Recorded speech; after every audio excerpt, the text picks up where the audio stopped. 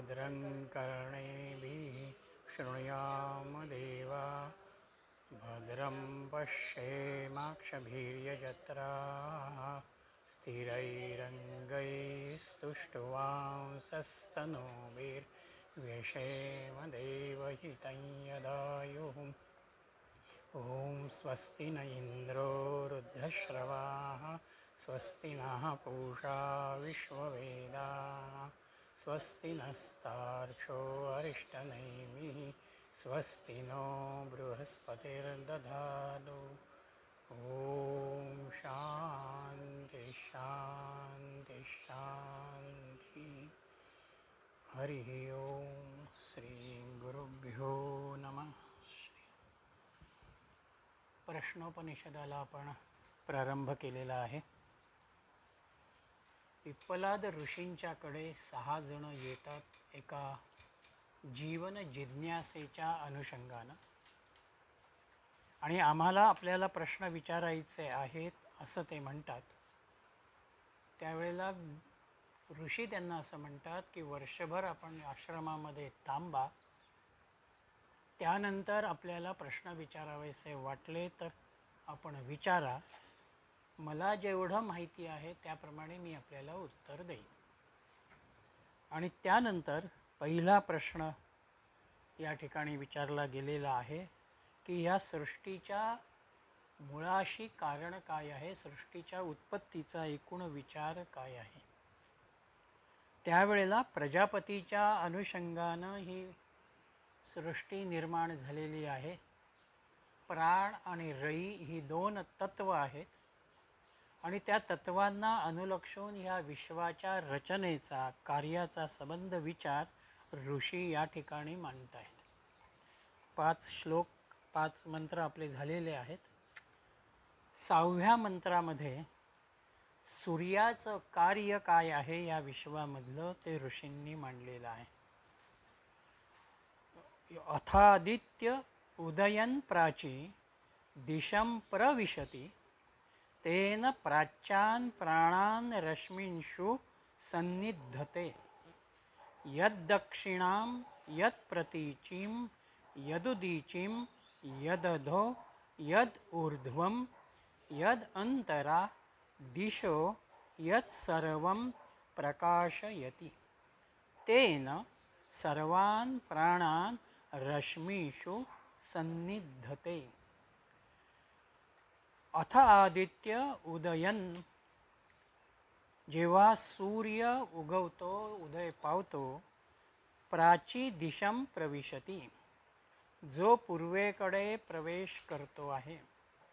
काय करतो त्यावेळेला, तेन प्राच्यान् प्राणान् रश्मीषु सन्निधते, तो आपल्या किरणांना पूर्व दिशेला उपयोगी पडणारे प्राण आणि चेतनशक्ती ठेवतो, निर्माण करतो। यद दक्षिणां यद प्रतीचीं यदुदीचीं यदधो यद ऊर्ध्वं यद अंतरा दिशो यद सर्वं प्रकाशयति। पूर्वला तो उगवल्यानंतरही पश्चिम असेल, दक्षिण असेल, उत्तर असेल, वरची दिशा असेल, खालची दिशा असेल, सगळ्या दिशांना तो पूर्णपणानं प्रकाशित करतो। जरी तो पूर्वेला उगवला म्हणून पूर्वेचाच भाग प्रकाशित झाला असं होत नाही, तो विश्वामध्ये पूर्णपणानं प्रकाशित होतो। आणि त्यानं काय घडतंय, तेन सर्वान् प्राणान् रश्मीषु सन्निधते, त्यामुळे सगळ्या प्राणांना तो आपल्या किरणात स्पंदित करतो। म्हणजे प्राणांना एक प्रकारची ऊर्जा मिळते, एक प्रकारचं चैतन्य मिळतं। इथे सूर्याचं संपूर्ण कार्य ऋषींनी आपल्या समोर ठेवलेलं आहे। देह म्हटल्यानंतर देहामध्ये जसं रक्त आहे, मांस आहे, हाडं आहेत, अन्य काही द्रव्य आहेत, त्याच पद्धतीनं ह्या विश्वामध्ये सुद्धा अनेकविध विचार आहेत, अनेकविध दृष्टिकोन आहेत। सूर्य ज्या वेळेला पूर्वेला उगवतो आहे त्यावेळेला तो पूर्व दिशेमधून आल्या कारणानं त्या किरणांनी आपोआप विश्वातल्या सगळ्याच दिशा प्रकाशित होतात. एक प्रकारचं उत्साहपूर्ण जीवन, चैतन्यमय जीवन हे या सूर्योदयानंतर, सूर्य उगवल्यानंतर आम्हाला अनुभवता येतं. आणि जसा सूर्य उदयतो आहे त्याचं सौंदर्य या विश्वामध्ये आपल्याला अनुभवाला येतं आहे. म्हणून सूर्योदया आणि सूर्यास्ताला आपण काही पॉईंट्सला जाऊन बघतो की तो कसा आमच्यासमोर उगवतो आहे, कसा अस्तंगत होतो आहे. त्यावेळेला दिशांच्या एका सौंदर्याचा भाग हा आपोआप त्या ठिकाणी येतो. आणि म्हणून विश्वाचं सौंदर्य आम्हाला त्या ठिकाणी उपलब्ध होत असतानाच तो सकाळी उगवतो, म्हणजे अप्रत्यक्षपणानं रात्रीचा अंधारही हळूहळू अस्तंगत होत जातो. म्हणून सजीव सृष्टीशी निगडित अशा रीतीचं संपूर्ण कार्य हे सूर्याच्या अनुषंगानं बऱ्याच अंशानं आहे. इथे ऊर्जा मिळते, कार्यमग्नता, कार्यरत होणारा भाव येतो आणि हे कोणाशी निगडित झालं? प्राणाशी निगडित. म्हणून जी प्राण आणि रई ही जोडी आहे त्या जोडीमधला प्राण म्हणजे हा सूर्याशी निगडित असलेला संबंध विचार आहे. आणि ती जी रई आहे, प्रकृती आहे, ती त्यांनी पुढल्या मंत्रांमध्ये चंद्राशी जोडलेली. म्हणून सूर्य अनुभवणं म्हणजेच आम्ही सूर्योपासना करणं आहे. त्या सूर्योपासनेला अनुलक्षून मग गायत्रीची उपासना येते, व्यायामाचा भाग येतो, हिंडण्याचे फिरण्याचे आपले व्यायाम येतात. जिथे जिथे हालचाल आहे, जिथे जिथे एक प्रकारची चैतन्यमयता, ऊर्जा मिळणारा भाव आहे, तो सगळा भाग हा एक प्रकारानं सूर्याच्या अनुषंगानं येणारा आहे. आणि त्याचबरोबरीनं प्रकृतीशीच प्राणाचं सहत्व आहे, तो प्रकृतीशी जोडला गेलेला आहे. म्हणून सूर्याला अर्घ्य देणं म्हणजेच जलाचा असलेला भाग हा रईचा विचार आहे. म्हणून जिथे पाण्याचा संबंध येईल तिथे ती रई येते आणि आमची एक प्रकारानं प्राणाशी सांगड घातली जाते, प्रकृतीशी, चैतन्याशी आम्ही जोडले जातो.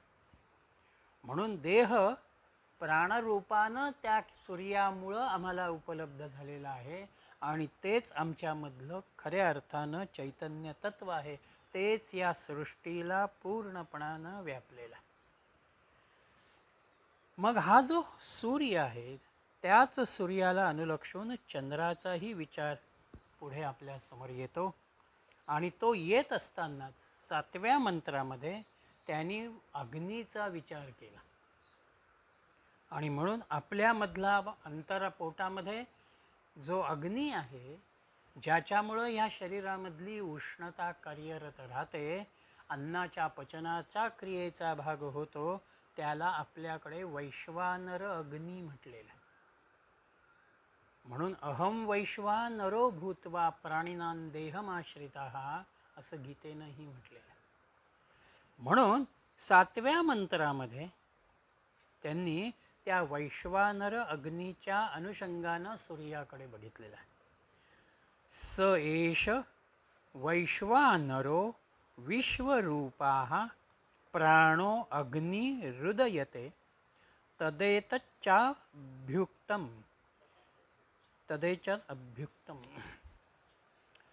हा जो सूर्य आहे तोच विश्वरूपाचा प्राण आहे आणि वैश्वानराच्या रूपानं तो आमच्यामध्ये आलेला आहे. म्हणून एक प्रकारानं जागृत अवस्था जिथे जिथे येते तिथे तिथे वैश्वानर अग्नीचा भाव येतो आहे. आणि त्या वैश्वानर अग्नीच्याच अनुषंगानं हे सगळं जीवन जे प्राणाशी निगडित झालेलं आहे त्याचं वर्णन केवळ ऋषी म्हणतात, मी सांगतो म्हणून नाही, तर अभ्युक्तम ऋग्वेदानंही हाच विचार मांडलेला आहे. म्हणजे वेद परंपरेला, वेद विचाराला सोडून ऋषी काहीही बोलत नाहीत किंवा स्वतःचं म्हणून ते प्रतिपादनही करत नाहीत, ते आधारानंच त्या ठिकाणी बोलत आहेत. म्हणून त्या वैश्वारूप प्राणाचा विचार हा 7व्या मंत्रामध्ये आणि पुढेही आपल्या समोर येतो. मग हा जो ऋग्वेदाचा आधार त्यांनी घेतला, त्या ऋग्वेदाच्या आधारालाच अनुलक्षून 8वा मंत्र हा पुढे आपल्या समोर येतो. विश्वरूपम हरिणम जातवेदसम परायणम ज्योतिरेकम तपंतम सहस्ररश्मी शतधा वर्तमानाः प्राणाः प्रजानाम उदयन्ते एष सूर्याः. हा सूर्य अजून काय करतो आहे? तो या सबंध विश्वरूपाचा प्राण आहे आणि सगळी रूप धारण करणारा तो आहे. हे ऋग्वेदानंही आमच्या समोर मांडलेलं आहे. मग हा सूर्य व्यापक कसा आहे किंवा त्याची समग्र व्यापकता कशी आहे, तो विचार त्यांनी या ठिकाणी आपल्या समोर ठेवलेला आहे. सूर्याचं अस्तित्व या मंत्रामध्ये त्यांनी असं म्हटलं की प्राणीमात्रांची एकूण बेरीज किंवा सगळी रूप धारण करणारा हा प्राण दररोज उदय पावणारा अग्नी आहे. म्हणून सूर्याच्या जवळ तप्तता आहे. अग्नी हा सर्व प्राणीमात्रांची सर्व रूप धारण करणारा प्राण हाच सूर्य रूपात उदय पावणारा वैश्वानर अग्नी आहे.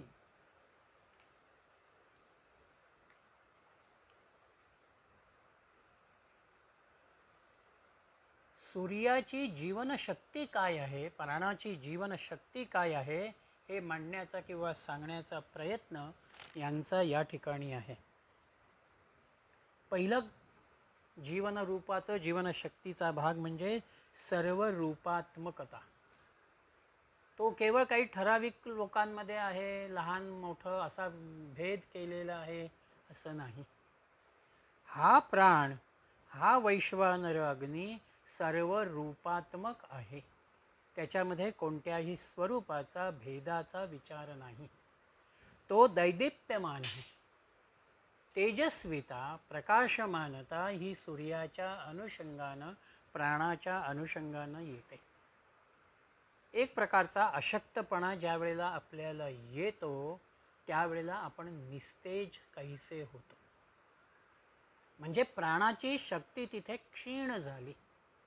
प्राणाचं मूळ तत्व जर असेल, कार्य जर असेल, तर ते तेजस्वितेकडे नेणारं, दैदिप्यमानतेकडे नेणारं, ऊर्जेकडे नेणारं आहे. तो सर्वज्ञ आहे. विश्वाला तो पूर्णपणानं प्रकाशित करतो आहे. त्यामुळे विश्वाच्या कानाकोपऱ्यापर्यंतचा सगळा भाग जाणणारा ती भूमिका सर्वज्ञतेची त्याच्या समोर त्या ठिकाणी आहे. तो सर्वाधार आहे. तो सगळ्यांचाच आधार आहे. सूर्य जिथे नाही, या विश्वामध्ये आपण अनुभवतो 6 महिने सूर्य आणि 6 महिने अंधार. तिथलं जीवनमान, तिथलं राहणीमान, तिथला एकूण परिस्थितीचा विचार हा पूर्णपणानं अन्य जीवयोनीपेक्षा, अन्य अस्तित्वापेक्षा पूर्ण वेगळा होतो. म्हणून सूर्य हा प्राण म्हणा आमच्या जीवनाचा पूर्णपणानं आधार आहे आणि त्याच्यामध्ये प्रकाश तत्व आहे. तो प्रकाशमान दैदिप्यमानतेमध्ये तेजस्वितेचा भाग येतो, चमक येते आणि प्रकाशमानतेमध्ये प्रकाशाचा भाग येतो. तो पूर्णपणानं सगळ्या वस्तुमात्राला प्रकाशित करून टाकतो आणि त्याच्यामध्येच त्या प्रकाशाला अनुलक्षून उष्णतेचाही धर्म आहे. म्हणून वैश्वानर अग्नी हा शब्द मागच्या मंत्रामध्ये त्यांनी वापरला. सूर्याच्या जवळ जाणं, किंबहुना इथे सुद्धा आपण पृथ्वीवरती लांब सूर्यापासून असतानाही आज आम्हाला ती उष्णता जाणवते, ती सहन होत नाही. हा भाग या ठिकाणी आणि त्याचे असंख्य किरण आहेत. याचाच अर्थ तो असंख्य जीवांना ऊर्जा देतो आहे. विश्वातल्या सगळ्यांनाच तो त्या ठिकाणी कार्यरत करतो आहे. या सूर्यामुळेच विश्वाच्या उत्पत्तीचा आणि तिच्या क्रियाशीलतेचा समग्र विचार हा या ठिकाणी येतो. म्हणून ज्या वेळेला सलग 3-3, 4-4 दिवस पाऊस पडत राहतो, तुफान, आणि आपल्याला सूर्यदर्शन होत नाही, तेव्हा आपली एक भावना असते, अरे लवकर एकदा सूर्यदर्शन होऊ दे. म्हणजे त्या वातावरणाचा एक प्रकारचा मलिनतेशी, उदासीनतेशी भाव तयार होतो. आणि ज्ञान हे सूर्यापासून आहे. म्हणून सूर्योपासना ज्ञानाच्या अनुषंगानं येते. उपनयन संस्कार जो आपण करतो तो ज्ञानाच्या, सूर्याच्या उपासनेचा, गायत्री उपासनेचा भाग म्हणून आपण करतो. म्हणून गायत्रीची उपासना ही एक प्रकारानं सूर्याच्या उपासनेचाच भाग आहे. त्या तेजस्वितेचा, त्या ऊर्जेचा, त्या प्रकाशमानतेचा भाग आहे. म्हणून हे सूर्याचं अस्तित्व आणि हे सूर्याचं कार्य व्यक्तीवरती पण आहे आणि विश्वावरती पण. व्यष्टी रूप आणि समष्टी रूप या दोनही अंगाने हा सूर्य आम्हाला कार्यरत ठेवतो. म्हणून त्याच्यापासून एक प्रकारची आत्मगत अनुभूती ज्याला आपण म्हणतो ती त्या अनुषंगानं येते. आणि त्या अनुभूतीमध्येच विचारांचा भाग जो आहे हा एका अनुभवाशी निगडित झाल्या कारणानं ऋषींनी इथे त्याच ऋग्वेदाचा आधार घेत ही भूमिका आमच्या समोर मांडली. म्हणून या सगळ्या लक्षणांना, त्याच्यातलं सर्व रूपात्मक दैदिप्यमानत्व, सर्वज्ञत्व, या सगळ्यांचा भाग एका शब्दामध्ये जर कुठे येत असेल तर तो जीवनशक्तीशी निगडित आहे. तुम्हाला जीवाला, प्रत्येकाला प्राप्त होणारी जीवनशक्ती जी आहे ती पूर्णपणानं या प्राणामधून, सूर्यामधून आलेली आहे. मग असा हा सूर्य या लोकामध्ये कशा रीतीनं कार्य करतो आहे काळाच्या परिभाषेमध्ये, त्याचा विचार 9व्या मंत्रात आपल्या समोर येतो.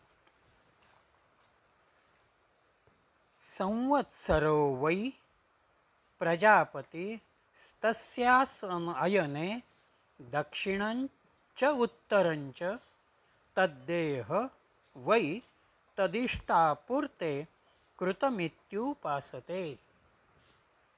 ते चांद्रसमेव लोकमभिजयन्ते तत् एव पुनरावर्तन्ते.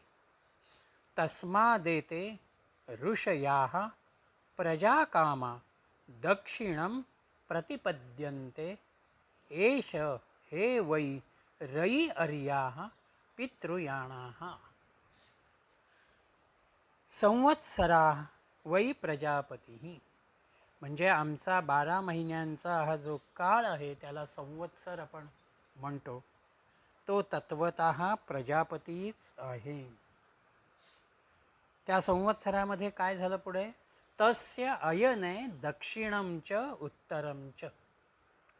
दक्षिण आणि उत्तर अशी 2 अयने, अयने म्हणजे जाण्याचा मार्ग, हे निर्माण झाले. त्याला अनुलक्षण काय झालं पुढे? तत्त एह वै तदिष्टापूर्ते कृतम इति उपासते. ते चांद्र असम लोकम एव अभिजयन्ते. जे लोक यज्ञ आणि पुण्यकर्माचं आचरण करून केवळ कर्ममार्ग अनुसरतात ते चंद्रलोकाची प्राप्ती करून घेतात. ते एव पुनरावर्तन्ते, आणि त्या ठिकाणून ते पुन्हा माघारी येतात. तस्माद एते प्रजाकामाः ऋषयाः दक्षिणं प्रतिपद्यन्ते. म्हणून जिथे उपभोगांचा, इच्छेचा विचार येतो तिथे ऋषी दक्षिणायन मार्गाला जातात किंवा त्याला दक्षिणायन मार्ग असं म्हणतात. एष ह्यवै रयीः याहा पितृयाणाः. आणि वास्तविक हीच रयी आहे जो पितृयाणाचा मार्ग आहे. ते पुन्हा मागे येत आहे.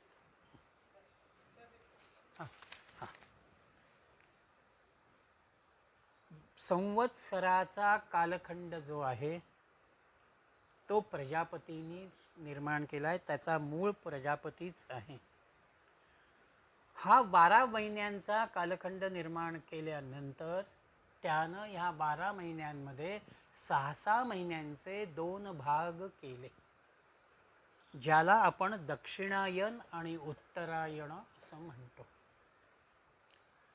जे लोक यज्ञ आणि अन्य पुण्यकर्माचंच केवळ आचरण करून आपला कर्ममार्ग आचरतात ते चंद्रलोकाची प्राप्ती करून घेतात. त्याला यांनी इथे दक्षिणायन मार्ग म्हटलेला आहे. आणि जे अशा रीतीनं दक्षिणायन मार्गानं जातात ते रयीच आहेत. आणि तो मार्ग पितृयाण मार्ग आहे, पितृंचा मार्ग आहे. आणि तिथून आपण पुन्हा पृथ्वी तलावरती जीवयोनीमध्ये येतो, पुन्हा आपल्यामध्ये जन्ममरणाचा भाग येतो. म्हणून आता त्यांनी म्हटलं तसं इथे मुक्ती नाही. काही काळ तुम्ही तिथपर्यंत जाता, तिथे राहता आणि तिथून पुन्हा मागे येत आहात. आपण जे जनरल म्हणतो की दक्षिणायनात गेला किंवा उत्तरायणात गेला, त्याचा इथे काय हे लावायचा? हो ना, तो त्याच अनुषंगाने जातो ना. उत्तरायणामधला माणूस हा बराचसा मुक्ततेच्याच अंगानं जीवनभर राहण्याचा प्रयत्न करत असतो किंवा ती अभिलाषा त्याच्यामध्ये असते. म्हणून तो पुढल्याच मार्गाला जातो, तो पुन्हा इकडे मागे वळत नाही.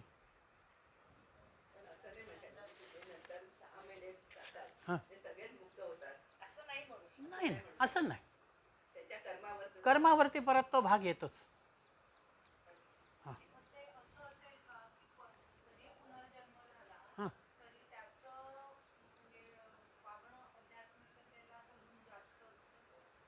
त्याची वासना, कोणत्या वासनेतून तो मागे आलेला आहे, तो मागे का येतो आहे त्याचा विचार त्याने पुढे केलेला आहे.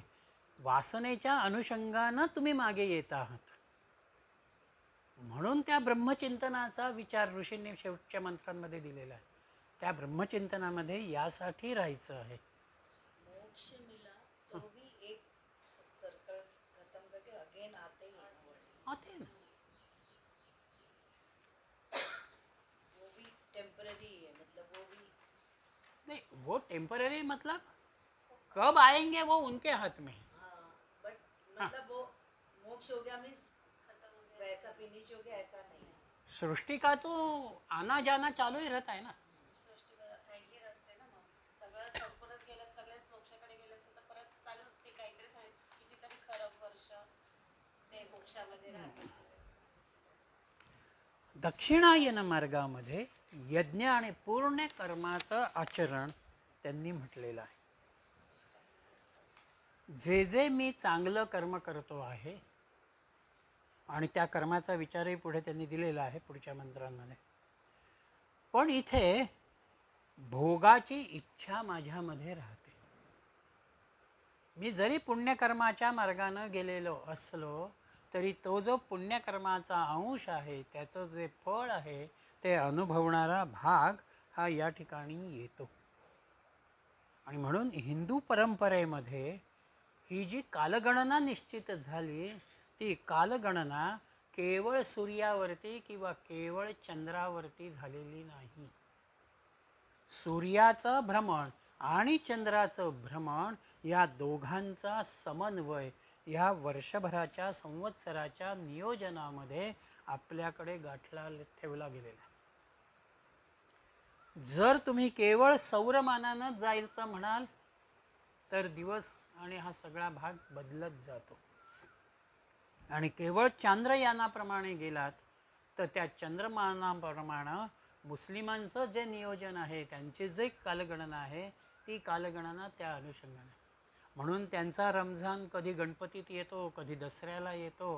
पुढे मागे त्यांचे रमझान म्हणा किंवा बाकीचे सण म्हणा, हे पुढे मागे होत राहतात.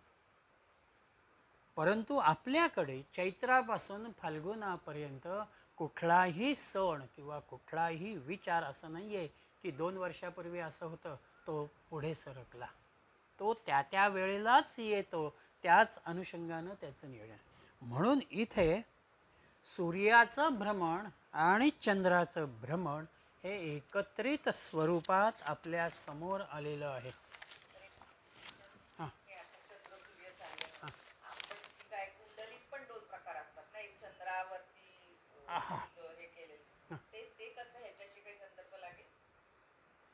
ह्याच्याशीच संदर्भाचा असा भाग नाही, पण त्याच्यामध्ये ती कुंडली, एक कुंडली जी आहे त्या कुंडलीला ते लग्न कुंडली म्हणतात, जी आपला प्रत्यक्ष जन्म झाला त्यावेळच्या ग्रहस्थितीला अनुलक्षून तिची मांडणी केली जाते.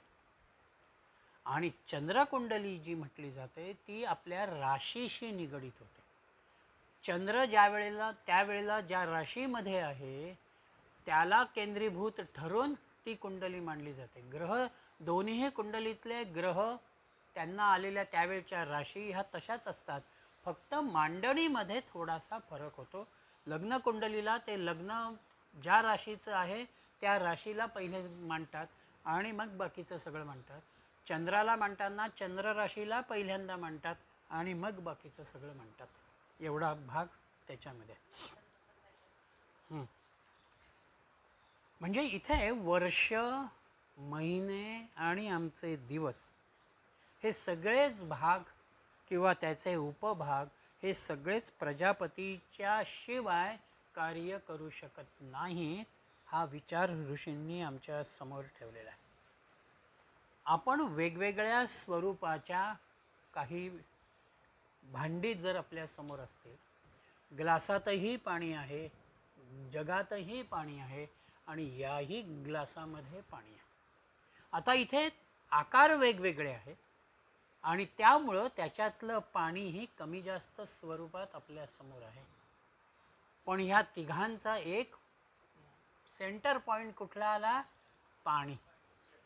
H2O ही पाण्याची संकल्पना ह्या तिघांमध्ये कुठेही बदललेली नाही.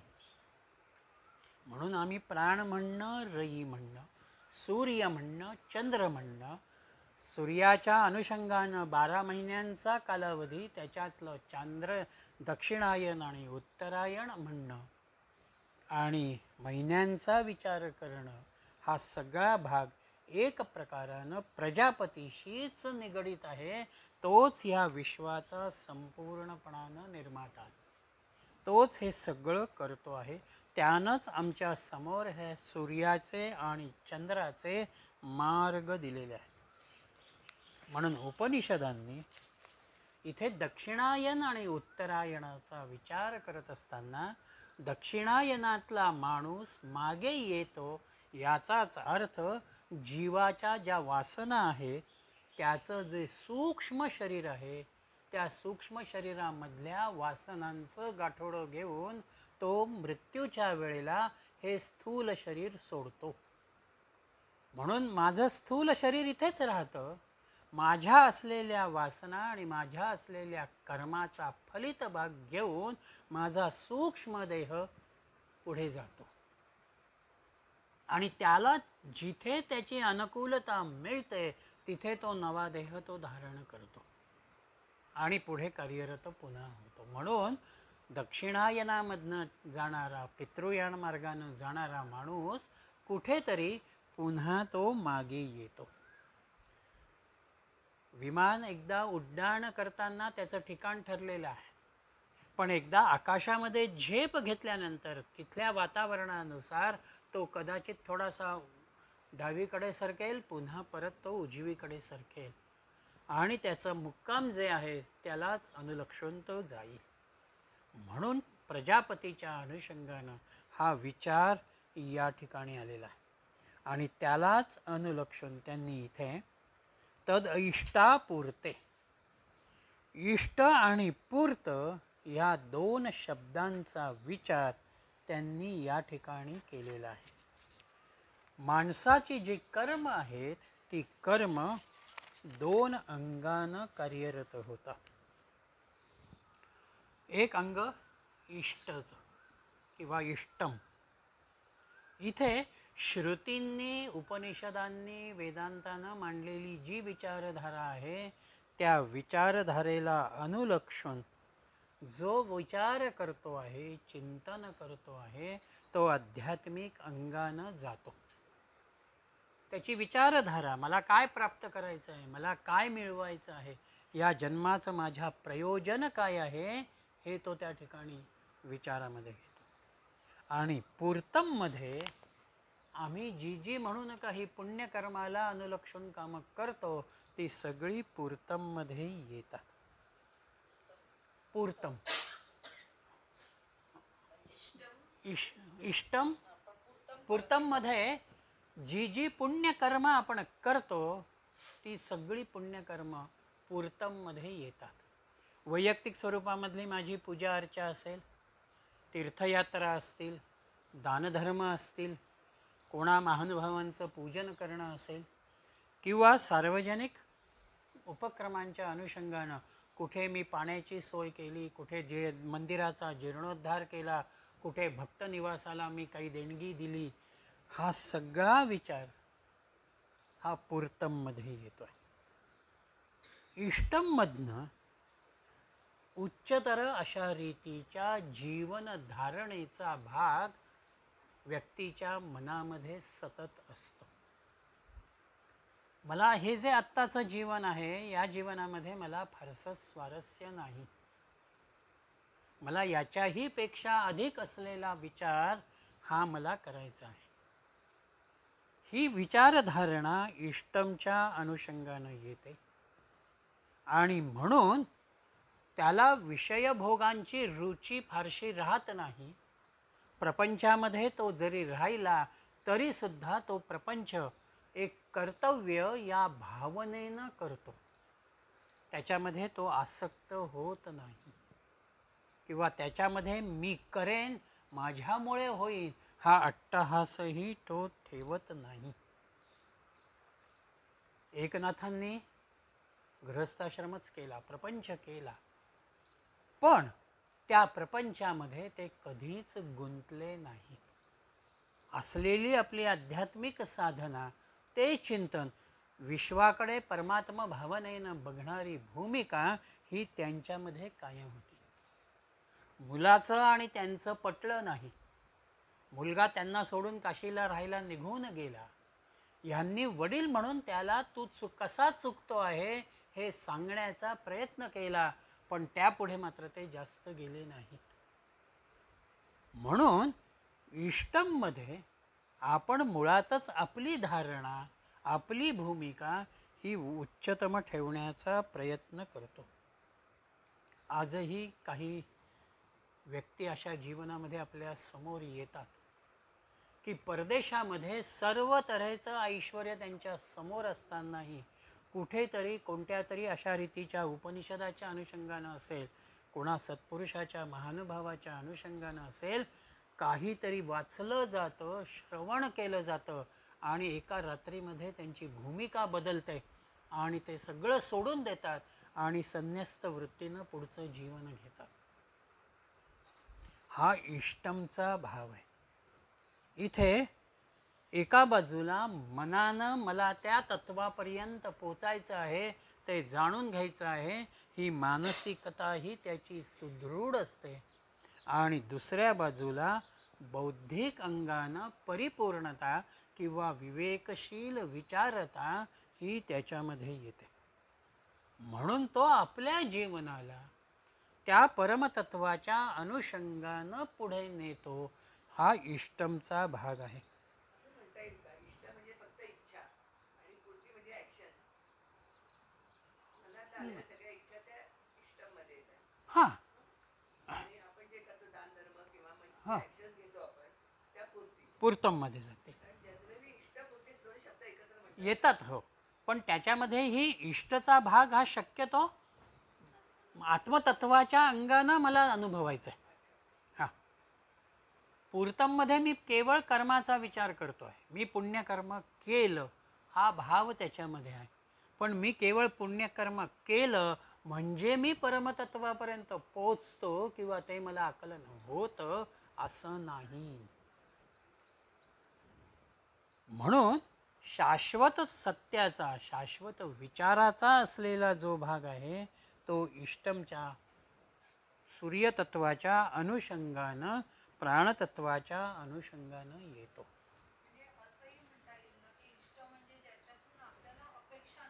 हां, निरपेक्ष भावनेनं होणारं कर्म अपेक्षा आहे.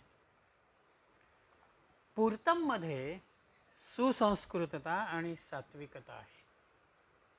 म्हणून अनेक सात्विक कर्म आपण करतो ज्याच्यामधून मला काही एक आनंद मिळाला अशी भावना आपल्यामध्ये त्या ठिकाणी आपण निर्माण करतो. पण पूर्तममध्ये एक भाग हा आतल्या बाजूला असतो किंवा ज्याला हिडन म्हणता येईल अशा स्वरूपाचा असतो आणि तो म्हणजे माझा मोठेपणा किंवा माझी प्रतिष्ठा. म्हणून देणगी मंदिराच्या जीर्णोद्धारामध्ये मी देणगी देतो पण बोर्डावरती माझं नाव कुठे लागणार आहे इकडे माझं लक्ष असतं. किंवा एखाद्या भक्त निवासामध्ये आवाहन केल्यानंतर खोलीला माझं नाव देणार का असा प्रश्न आपण निर्माण करतो. मी तेवढी देणगी तुम्हाला देतो. हा भाग जो आहे म्हणजे वागणं उत्तम आहे, कर्मही उत्तमाच्या अनुषंगानं आहे, पण मला त्याच्यातून मिळावं हा कामनेचा एक भाग आहे. म्हणून इथे मी पुण्यकर्म आयुष्यभर करून सुद्धा मी जो जातो तो चंद्रलोकाच्या मार्गानं, रईच्या मार्गानं जातो आणि म्हणून त्या पितृलोकामधनं माझं पुन्हा येणं होतं. अगदी आपल्या नित्याच्या व्यवहारामधला भाग आहे. मला 8 दिवसाची सुट्टी हवी आहे आणि मला कुठेतरी कुटुंबाबरोबर जायचं आहे.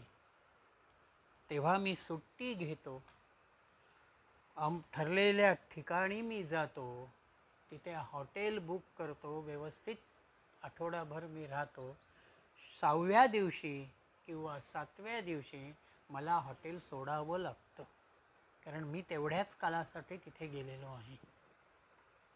चांद्रयानानं मार्गानं जाणारी माणसं हा ज्या पुण्यकर्मातून ते पुढे सरकले त्या पुण्याचा अंश जिथपर्यंत आहे तिथपर्यंत तिथे राहतील आणि त्या पितृलोकातून पुन्हा ते मागे येतील. म्हणून आपण जसा विचार करतो तसे आपण बनत जातो. मी जर निष्काम भावनेनं, संन्यस्त वृत्तीनं माझ्या कर्माकडे आणि कर्तव्याकडे मी बघत राहिलो तर तो भाव मला अधिक पुढे नेईल. आणि मी जर भौतिकाशी निगडीत राहिलो, अपेक्षांशी निगडीत राहिलो, मी प्रकृतीशी, रईशी निगडीत होतो. म्हणून आपल्यामधल्या वासनांचं निर्मूलन, अपेक्षांचं निर्मूलन, फळाच्या अनुषंगानं येणाऱ्या भावनेला मी बाजूला करणं तरच मी पुनर्जन्मामधून सुटू शकतो. अन्यथा तो भाव त्या ठिकाणी आहे. म्हणून इष्ट कर्माच्याच आचरणाला मी शक्यतो प्राधान्य द्यावं हा विचार त्यांनी इथे मांडलेला आहे. म्हणून 10व्या मंत्रामध्ये त्या इष्टकर्माच्या आचरणाला अनुलक्षून मी माझ्या जीवनाला कसं वळण द्यावं हा विचार त्यांनी इथे 10व्या मंत्रामध्ये दिला. अथोत्तरेण तपसा ब्रह्मचर्येण श्रद्धया विद्यया आत्मानं अन्विष्य आदित्यम अभिजयन्ते. एतद्वै प्राणानाम् अयतनमेतत् अमृतं भयमेतत्परा यणरमेनस्मानं पुनरावर्तन इत्येष निरोधस्तेष श्लोकाः. म्हणजे अथ तपसा ब्रह्मचर्येण श्रद्धया विद्यया आत्मानम अन्विष्य.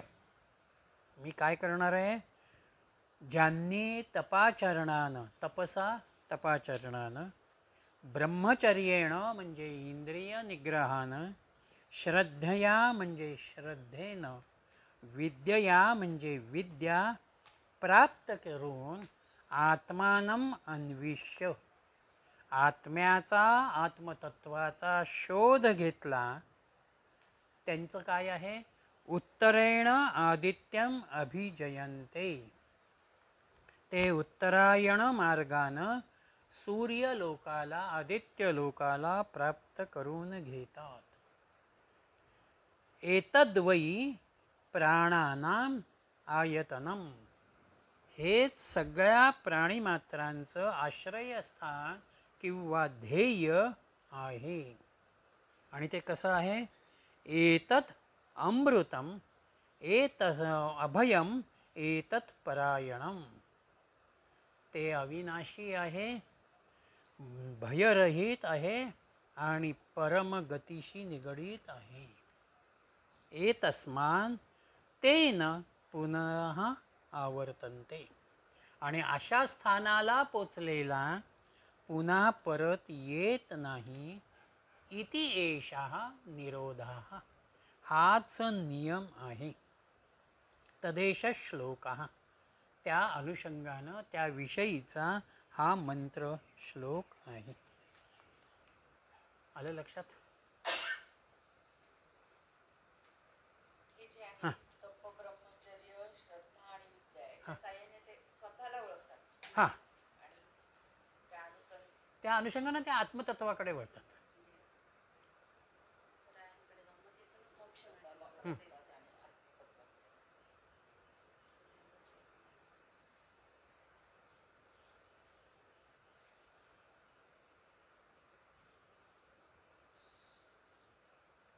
त्यांना अमृत भय आणि हां, निर्भयता, परमगती प्राप्त होते. इष्टम कर्माच्या आचरणामध्ये उदात्त कर्मांचा आणि चिंतनाचा भाग आहे. इथे कर्तव्याच्या भावनेनं मी कर्म करत असल्याकारणानं कुठल्याही तऱ्हेचा अपेक्षेचा विचार येत नाही. कुणाच्याही अनुषंगानं आसक्ती किंवा मोह निर्माण होत नाही. एक प्रकारची संन्यस्त वृत्ती ही त्या ठिकाणी तयार होते आणि त्यामुळं विवेक विचारांना सुद्धा विवेक संपन्नता येते. म्हणून मला आत्मतत्वाला जर जाणायचं असेल तर माझ्याजवळ पहिल्यांदा मोह नसावा किंवा आसक्ती नसावी.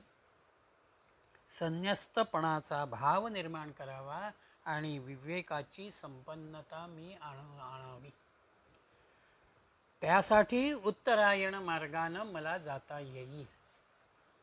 आणि त्या उत्तरायण मार्गानं जाणं म्हणजेच सूर्यलोकाला, ब्रह्मलोकाला आपण प्राप्त होणं आहे.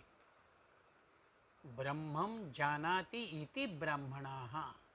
ब्रह्म जाणण्याचा प्रयत्न करता करताना आपण ब्रह्ममय होणं हा भाव या ठिकाणी आहे. आणि जो या ब्रह्मलोकापर्यंत जातो, प्राणापर्यंत पोचतो, तो पुन्हा मागे येत नाही. ज्याला आपल्याकडे क्रममुक्ती असा शब्द वापरलेला आहे. हळूहळू मी पुढे सरकत जातो आहे.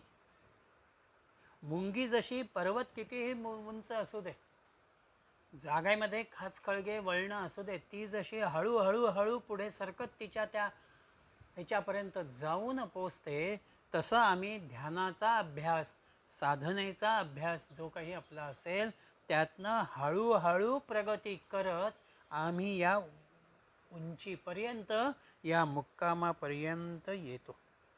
याच्यासाठी काय आवश्यक आहे? इथे इति एषः निरोधः. आम्हाला आमचं जन्ममरण खंडित करायचं असेल, त्याला निरोध करायचा असेल तर नियमाचा भाग हा अत्यंत महत्त्वाचा. ज्या वेळेला मी नियमानं ह्या सगळ्याचा विचार करेन तेव्हाच मी त्या ब्रह्मज्ञानापर्यंत पोचेन. म्हणून त्या ब्रह्मज्ञान प्राप्तीच्या 4 गोष्टी सुरुवातीला त्यांनी दिल्या. तपसा, ब्रह्मचर्येण, श्रद्धया आणि विद्यया. तपामध्ये कसं आहे, सर्वंकष स्वरूपाचे माझे असणारे प्रयत्न. मला हे प्राप्त करायचं आहे म्हटल्यानंतर याच्यासाठी जे जे म्हणून मला करायचं आहे ते सगळं मी करतो. चणे खावे लोखंडाचे तेव्हा ब्रह्मपदी नाचे. म्हणजे अवघडातली अवघड गोष्ट कुठलीही असू द्या, मला जे जे काही सहन करायचं असेल ते सगळं मी तपाचरणाच्या माध्यमातून त्या चौकटीतून सहन करीन. ब्रह्मचर्य म्हणजेच माझ्यामधला इंद्रिय निग्रह. तपाचरणामध्ये जी मी माझ्या इंद्रियांना वळण लावलं, त्यांना संयमित केलं, तो निग्रह माझ्यामध्ये कायम राहणं. ऋषींनीही तपाचरण केलं, पण विश्वामित्रांसारख्या ऋषींना कुठेतरी ते इंद्रियांच्या अधीन झाले. इंद्रिय निग्रह, इंद्रिय संयम ते ठेवू शकले नाहीत. म्हणून तपाबरोबरच इंद्रिय निग्रहाचा, संयमाचा भाग आहे. आणि हा इंद्रिय निग्रहाला, इंद्रियांच्या शुचिर्भूततेला मीही माझ्या जीवनामधली आचारशुचिता सांभाळणं महत्त्वाचं आहे. मग त्या आचारशुचितेमध्ये मी कुणालाही दुखवणार नाही, कुणाचाही वाईटपणा किंवा माझ्याविषयीचं त्याचं असलेलं विपरीत मन मी निर्माण करणार नाही, किंवा माझ्या कुठल्याही कृतीनं कोणालाही दुःख निर्माण होईल, त्रास होईल, वेदना होईल असं मी करणार नाही. हा जीवनाच्या इंद्रियांच्या अनुषंगानं येणारा ब्रह्मचर्याचा विचार. आणि तिसरा श्रद्धा. श्रद्धावान लभते ज्ञानम. मला जे जे काही प्राप्त करायचं आहे ते एका श्रद्धेशी निगडीत आहे. ती श्रद्धा नसेल तर माझं कर्म हे केवळ कर्म होईल, मी त्याच्यामधनं आनंद घेऊ शकणार नाही, किंवा परिपूर्णता प्राप्त करणं ज्याला म्हणतात ती येणार नाही. आणि विद्या. जीवनामध्ये सर्वश्रेष्ठ विद्या मानवी जन्माच्या अनुषंगानं जर कोणती असेल तर ती अध्यात्मविद्या आहे. म्हणून विद्येचा विचार करतानाही गीतेमध्ये भगवंतांनी म्हटलं अध्यात्मविद्या विद्यानाम. कारण बाकीच्या माझ्या समोर असलेल्या सगळ्या विद्या या नाशिवंत धर्माच्या आहेत, मर्यादित काळाच्या त्या आहेत. मला BCom व्हायचं आहे, MCom व्हायचं आहे, मी त्या परीक्षेपुरता तेवढा अभ्यास करतो, ती पुस्तकं नंतर बाजूला पडतात. बँकेमध्ये काम करताना बँकेची परीक्षा द्यायची म्हणून तेवढ्यापुरता मी अभ्यास करतो, नंतर ते मागे पडतं. पण अध्यात्मविद्या जी आहे ती अखंडपणानं मला अंतर्मुख करत राहते, मला माझ्यातल्या आत्मतत्वाकडे ती केंद्रीभूत करते. तो सतत येणारा विचार आहे. म्हणून प्राणाच्या माध्यमातून सूर्यातत्वापर्यंत जाणारी ही जी भूमिका आहे ही ब्रह्मस्वरूपाची भूमिका आहे. त्या आत्मतत्वाकडे नेणारा, अमृततत्वाकडे नेणारा तो भाव त्या ठिकाणी आहे. आणि म्हणून इथे एतत् अमृतम अभयम एतत् परायणम. ज्या वेळेला तुम्हाला अमृतत्वाचा भाव येतो, पूर्णत्वाची भूमिका येते, अविनाशीपणा येतो, तेव्हाच तुम्ही निर्भय होता. जोपर्यंत अपूर्णता आहे तोपर्यंत तुमच्यामध्ये भय राहणार. म्हणून निर्भय होण्यासाठी मी पूर्णत्वाच्याच अनुषंगानं माझी बघण्याची, विचार करण्याची भूमिका मला तयार करायची आहे. आणि ज्या वेळेला मी अविनाशी होतो, निर्भय होतो, तेव्हाच परायण म्हणजे परमगतीशी मी जवतो, पोचतो किंवा तिच्या जवळ मी जातो. पर अयन परायण. अयन तेव्हा काय हा परमगतीशी परमगतीपर्यंत पोचतो.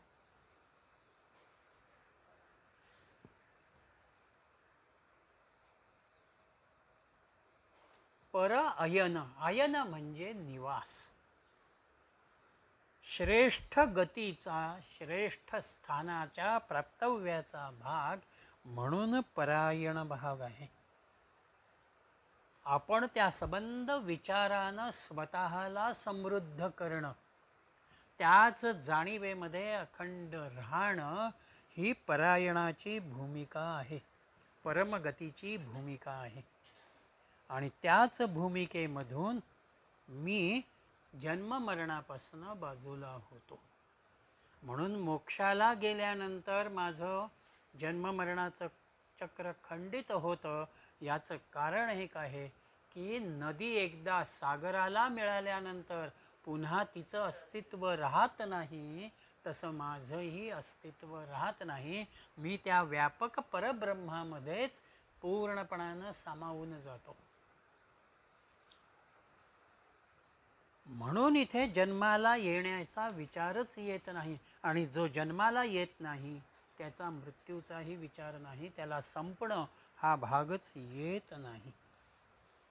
म्हणून पुढे त्यांनी 11व्या मंत्रामध्ये ह्या सूर्याच्या कामाचं म्हणा किंवा एकूण या अनुषंगानं येणाऱ्या सृष्टीचक्राचं स्वरूप जे आहे ते आपल्या समोर ठेवलेलं आहे. पंचपादं पितरं द्वादशाकृतिं दिव आऊः परे अर्थे पुरीषिणम् अथे मे अन्य उपरे विचक्षणं सप्तचक्रे षडर आहुर अर्पितम इति. दोन विचारधारा ऋषींनी इथे मांडलेल्या आहेत. पहिली विचारधारा काय आहे? पंचपादं पितरं द्वादशाकृतिं दिव आऊः परे अर्धे पुरीषिणम्. पंचपाद म्हणजे 5 पाय असलेला.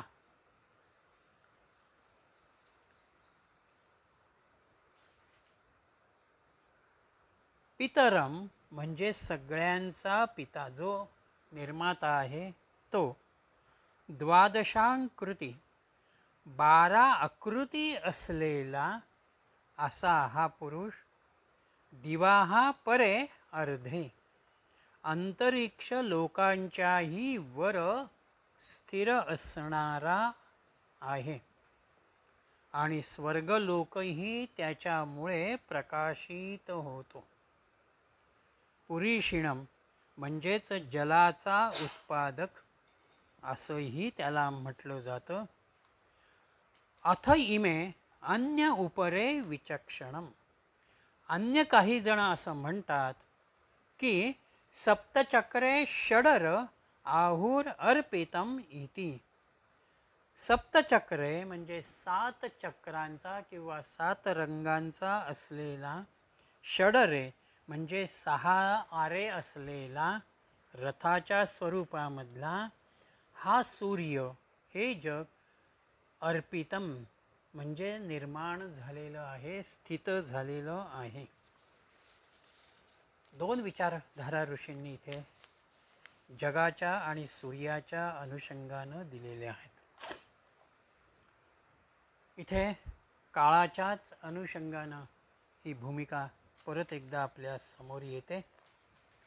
एक विचारधारा अशी आहे की हा जो सूर्य आहे, हा सूर्य कसा आहे तर तो अंतरिक्षामध्ये वरती आहे.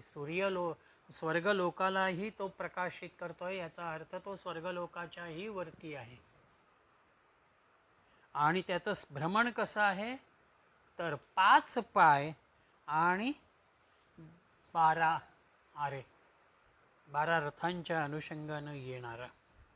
इथे 5 पाय किंवा 5 अवयव म्हणजे 5 ऋतू. ऋतूंची कल्पना त्यांनी इथे पाचामध्ये आणलेली आहे. आता वस्तुत आपल्याकडे मराठी कालगणनेला अनुलक्षून 6 ऋतू येतात.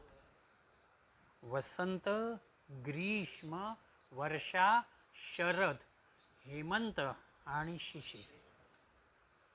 पण अगदी वैदिक कालपरंपरेमध्ये सुरुवातीच्या काळामध्ये हेमंत आणि शिशिर एकच पकडले गेले, कारण त्या दोनही कालखंडातलं वातावरण बरंचसं जवळ आहे, सारखेपणानं आहे. म्हणून त्यांनी 6 ऋतूंच्या जागी 5 ऋतूंनी निर्माण झालेला हा सूर्य, त्याचं असलेलं कार्य आणि त्याला जोडलेले 12 महिने, म्हणजे 12 महिने आणि 6 ऋतू, द्वादशांकृती. 12 महिने आणि 6 ऋतूंनी ही वर्षभराची संवत्सराची कालगणना तयार झालेली आहे. आणि दुसरा विचार प्रवाह असा आहे की 7 घोडे असलेला सप्तचक्रे किंवा इंद्रधनुष्याचे 7 रंग, अशाही अनुषंगानं काही चिंतकांनी त्यांचं चिंतन दिलेलं आहे. तेव्हा या 7 चक्रांमध्ये म्हणजेच 7 घोडे असलेला 7 रंगांचा असलेला हा रथ, त्याचे षडर त्यांनी इथे 6 आरे मांडलेले आहेत. 6 आऱ्यांमध्ये हे 7 घोडे रथाच्या अनुषंगानं बांधलेले आहेत, ते कार्यरत आहेत. आणि आहुर अर्पितम इति, हा घोडा किंवा हा रथ, सूर्याचं हे कार्य रथाचं पुढे जाणारं आहे. म्हणून काळाचा विचार करत असताना आपण नेहमी असं म्हणतो की गेलेला काळ परत येत नाही. हा रथ एकदा पुढे सरकला की पुढे सरकला, तो पुन्हा येत नाही. आम्ही आमचं वाहन पुढे मागे करू, पण इथे ती भूमिका नाही. म्हणून जगताचा पिता या अर्थानं पितर किंवा सूर्य ही भूमिका त्याच्यामध्ये आहे. म्हणून पितरम हा शब्द इथे आला. पण तुम्ही त्याला पितरम म्हणा, त्याला सूर्य म्हणा, त्याला प्राण म्हणा, त्याला प्रजापती म्हणा किंवा त्याला ब्रह्म म्हणा, या सगळ्यांचा विचार हा एकच शेवटी काळाशी, या सृष्टीचक्राशी निगडीत झालेला आपल्याला अनुभवाला येईल. आणि म्हणून या संवत्सर चक्रामध्ये दक्षिणायन उत्तरायण निर्माण केलं, 12 महिन्यांची निर्मिती केली आणि त्याच 12 महिन्यांना अनुलक्षून पुढे कृष्ण पक्ष आणि शुक्ल पक्ष हा विचार आला. त्याच्यातून पुन्हा ते दिवस आणि रात्र या भूमिकेवरती आले आणि मग ह्या विश्वाला जे व्यापलेलं आहे ते ब्रह्मतत्व तुम्ही कसं जाणायचं आहे आणि त्यासाठी तुमच्यामध्ये काय पात्रता असायला हवी आहे, हा विचार त्यांनी दिलेला आहे. आपण 12 ते 16 हे 4 मंत्र उद्याच्या सेशनमध्ये घेऊ आणि आवश्यकता वाटली तर पुढच्या प्रश्नाकडे आपण वळूया.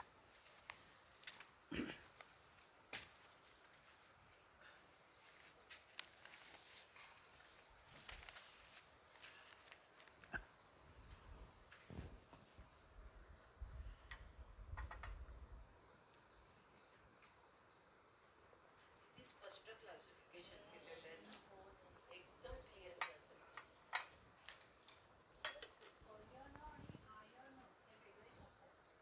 हां, आयन, आयन तिथे आयन म्हणून.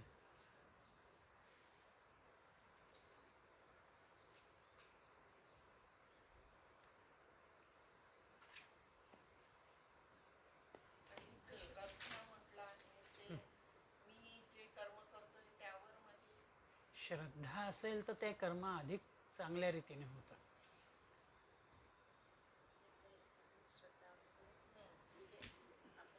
सातव्या मंत्रामध्ये ऋग्वेदाचं मंत्र जे आहे त्याचा रेफरन्स दिलाय. हो, आणि मला वाटतं 8व्या मंत्राला सूर्य उपनिषद हे हो मंत्राचा रेफरन्स दिला. हो हो हे दोन रेफरन्सेस तिकडे येतात, अथर्ववेद आणि ऋग्वेद, ऋग्वेद आणि अथर्ववेद. अथर्ववेदाचा सूर्योपनिषदामध्ये तो मंत्र रेफरन्स येतो.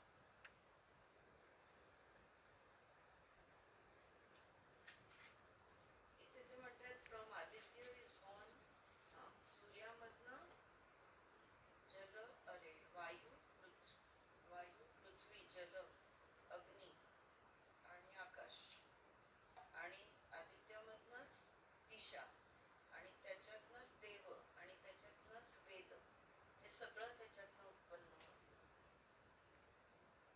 हे सांगा ना. म्हणून सूर्यदेव जो आहे हा ब्रह्मांड ब्रह्मांडाच्या अनुषंगाने हा बनतो. आदित्यमधनं वायू, पृथ्वी, पंचमी. जल, अग्नी आणि आकाश, सो पंचमहाभूत. दिशा, डायरेक्शन्स, देवास. इथे देवास म्हणजे इंद्रदेव होते, देवलोक. इंद्रिय देव होतील का, देवलोकाच्या अनुषंगाने देवलोकाच्या, आणि वेद पण, हां हे सगळं त्याच्यात नाही.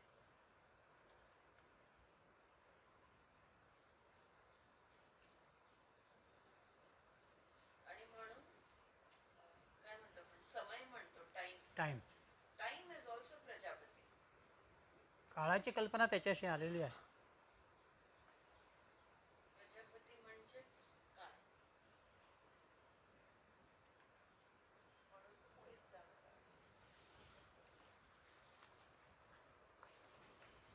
या अर्थाने हे बघितलं नव्हतं दक्षिण मार्ग, उत्तर मार्ग, की तुम्ही कर्म योग म्हणा, त्यातून ज्ञानयोग म्हणा, त्यातून तुम्हाला भक्ती पण जेव्हा अटॅच होते तेव्हा विवेक बुद्धी चालते.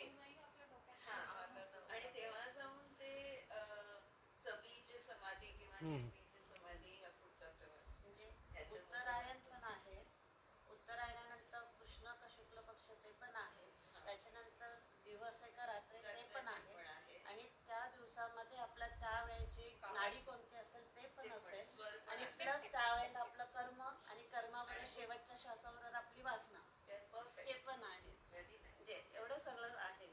आणि इष्टकर्म असलं तरी, पूर्त कर्म असलं तरी त्याला वासना जोडलेली आहे, म्हणून आपण परत येणार. आणि वासना नाहीये, निष्काम कर्म आहे, म्हणजे इष्ट पण नाही आणि पुष्ट पण नाही, तरच आपण सूर्यमुक्तीला जाणार.